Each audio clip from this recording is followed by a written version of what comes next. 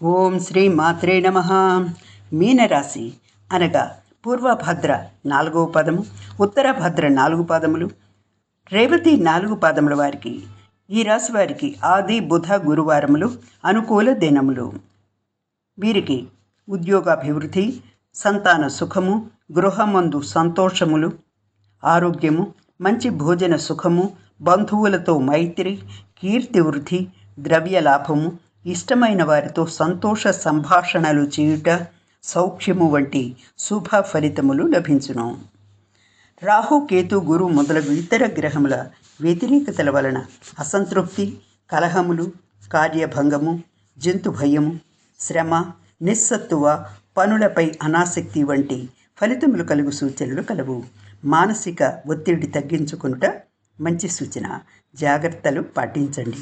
ఆంజనేయ స్వామి వారి స్తోత్రములు నిత్యము పఠించిన మేలు జరుగును.